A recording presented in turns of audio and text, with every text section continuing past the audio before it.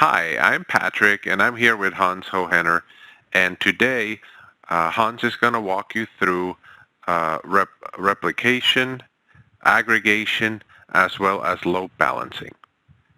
In this picture, you can see we've already set up network ports that are taps that are coming into our network packet broker.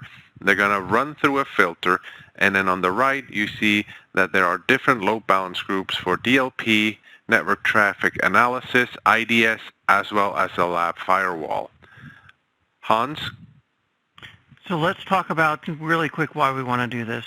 So aggregation, when we talk about aggregation, that's taking one or more feeds coming in from the packet broker and bringing it into a dynamic traffic filter.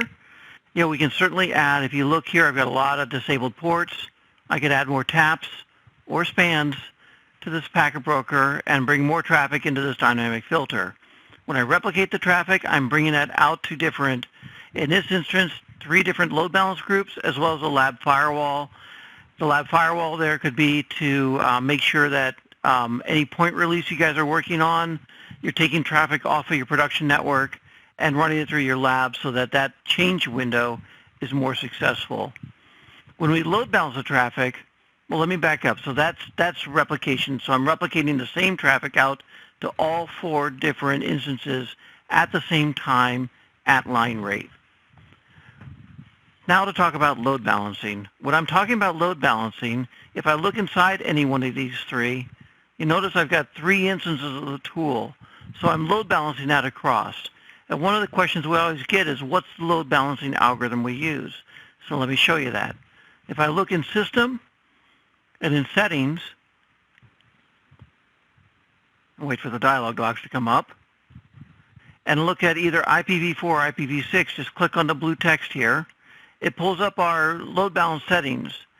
So here we can specify a full 5-tuple of source IP address, destination IP address, source port, destination port, and then ether type. The ether type would be either TCP, UDP for IPv4 or IPv6. So use all 5 of those to develop a hash to determine which instance within the load balance group the traffic can flow to. That allows us to avoid things like elephant flows or traffic that's all coming from one IP address but maybe different port ranges. We still can distribute it across several instances of the tool and make sure no particular instance is getting overloaded that way. Notice we also can do the same for MPLS as well as layer 2, so just MAC addresses and ether type, but those are obviously a 3-tuple, not a 5-tuple.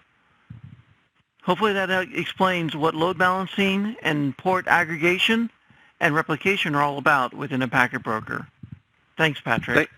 Thank you, Hans. So again, in this video, we showed you what aggregation means and how you can aggregate different ports to a different place in the network, and you can also replicate that traffic at the same time out to different appliances or different load balance groups.